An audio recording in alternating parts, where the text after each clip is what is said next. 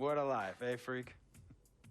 1 minute you're playing 21 and horse on the courts in Harlem, and the next moment you're in the showroom, configuring the gunmetal and graphite exterior of your luxury car and your iPad mini. Oh, I bet you get a crazy crowd when you drive that car around the block in the old neighborhood, huh? Yeah, I'm living the dream. Mad pandemonium. But folks from back around the way are real proud of me. Yeah, I hear you. Local kid makes good. You know, it kind of reminds me of when I took my tech stock public and I rang the New York Stock Exchange bell, and my mom's friends called her up and said, "Maggie, is that your son on Bloomberg News this morning ringing the bell?" And my mom says, "Yes, sirree, Bob, it was him." That was a great moment, freak. And you know, our lives are like a pearl necklace of great moments, all strung together with the finest silk thread of memories. And we have to be very careful how we cultivate those pearls and we thread that necklace. Does this meeting by any chance have to do with Vic Van Leer? I grew up in the burbs, freak. I wasn't poor, upper middle class, comfortable. My daddy worked as an accountant for one of the largest insurance firms in the country. Smart with his money. Mom didn't have to work. I went to boarding school. And then my dad died of a heart attack when I was a freshman at MIT.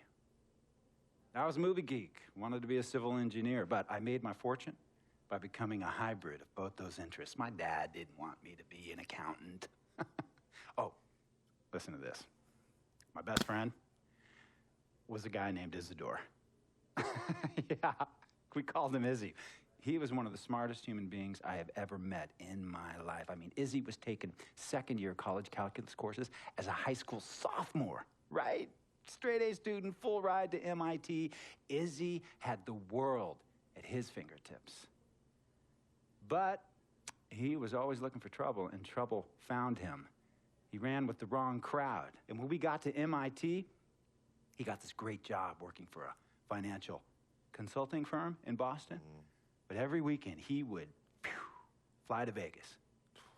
You see, Izzy had a system for counting cards in Vegas that had the big casinos on the Strip. Oh, stymied. He would come back to MIT with suitcases filled with $200,000 in cold cash. What? Yeah. So your man Izzy was getting hit off like that? Like a fat rat in a cheddar cheese factory, freak. Okay, so what happened to this dude Izzy, because he's dope? No, not dope. Dead. After he'd been missing for 3 weeks, the Nevada State Police never found hide nor hair of Isidore.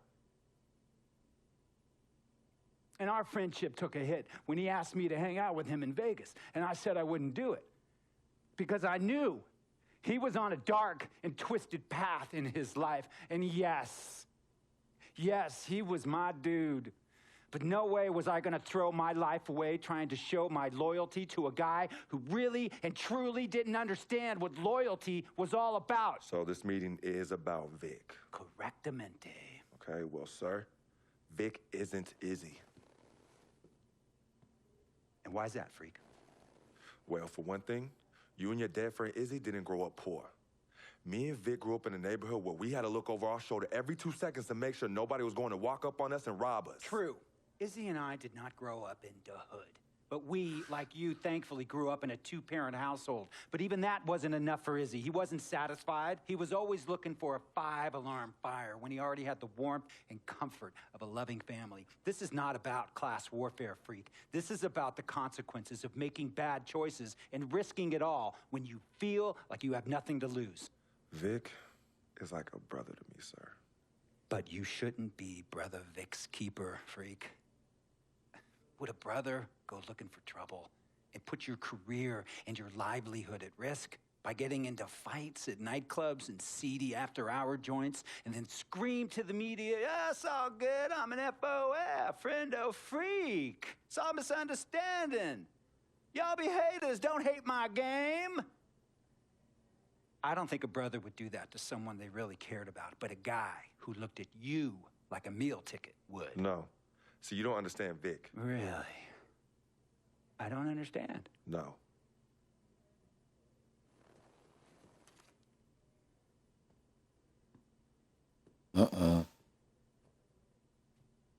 Look Look, man, it was a misunderstanding with the guy in the next VIP booth.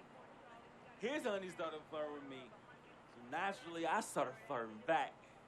Next thing I know, Captain Cornball's off my grill piece beefing. Next thing he know, he got a 2-piece and a biscuit on his left eye. Hey, I don't know who hit him, and it damn sure wasn't me. Hey, Captain Cornball's mad because I'm an FOF, friend of freak. Hey, but check this out, though. He needs to train that hottie before he leave the house, though. Yo, he's hotties ain't loyal, man. What's there to understand? Are you freaking blind? You know, I just want to know, how much did you pay your lawyers to make all this go away? Almost $100,000.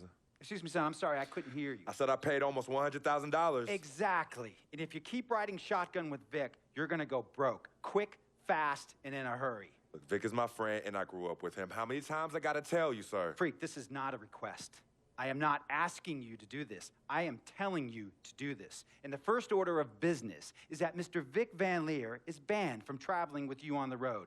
Vic is banned from the locker room. And Vic is banned from this arena. And if I catch this guy, Vic, in or anywhere near the facilities, Mr. Vic Van Leer will be arrested for trespassing. Are you serious, sir? Brother, I'm as serious as cancer. We all know that can be deadly.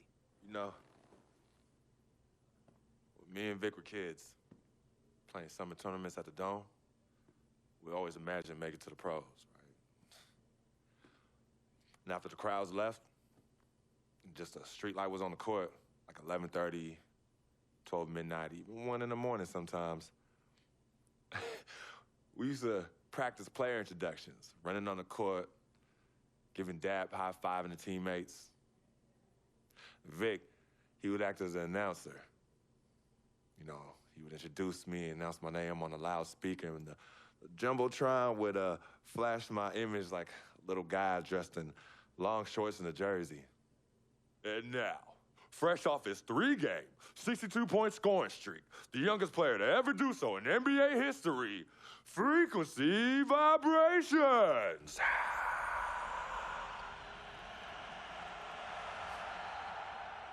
So me and Vic would sit in those empty bleachers at the Dome and dream like nobody's business. And now I'm living a dream. For real. And in so many ways, Vic was part of that. Please, listen to me. I mean, I know this guy's your dude from way back. Look, me and Vic go way back like the front seats of a 67 Cadillac. That's good. We go way back. Did you say front seats? Front seats of a 67 Cadillac. We go way back like the front seats of a 67 Cadillac. Well, do you have any crickets? I'm going to be the hit once again at Herbie Allen's Sun Valley Shindig because my fellow billionaires love it when I walk and talk that talk. So that almost sounds... No, let me tell you exactly what it sounds like. I respect, admire, and most importantly, love you as a human being and a role model. But I pay you a lot. And I mean, I pay you a lot of money to play for my team. And I am in this game to win it. And you can't win it with an albatross around your neck like Vic. So Vic is done. History. And here's some more lingo that I picked up from a former megastar who used to play for me several seasons ago. Thought I would never release him until I did. And now he's the 6th man on a struggling team in Venice. And yeah, I'm talking Venice with the canals and the gondolas and Harry's bar, not the street ballers next to the fortune tellers on the beach in Cali.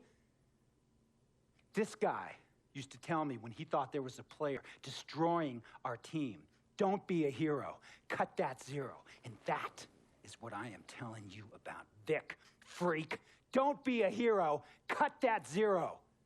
The only thing Vic brings into your life is headache and unwanted and unnecessary negative attention, and it will begin to affect your mindset. And when it affects your mindset, it's going to affect your play. And when it affects your play, it's going to affect my team. And when it affects my team, it's going to affect my money. And if it affects my money, Google Translate will become your new freaking friend. I want a championship ring, freak, and I want you to help me get that ring. And banners after banners hanging from the rafters in this arena. So, freak, hear me clearly and hear me good. V, G, Vic, gotta go.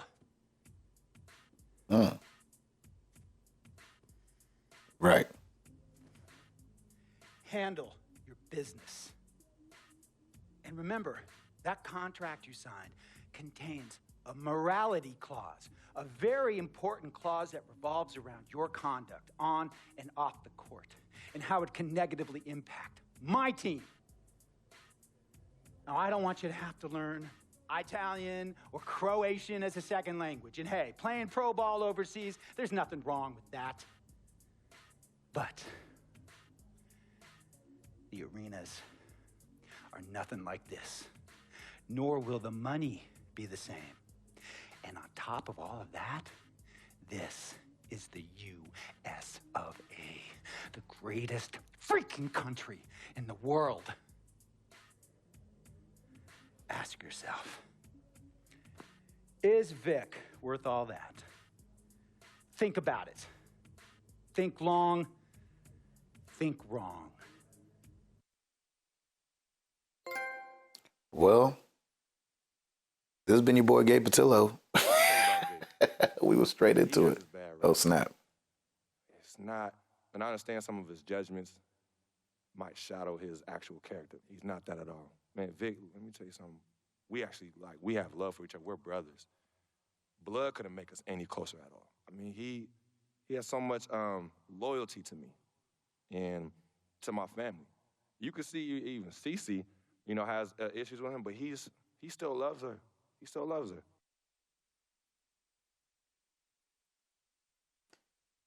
Shoot, man. Well, hopefully they take the choice out of my hands and they just do this thing on out. This has been Gabe Patillo. We'll see y'all next time. Peace.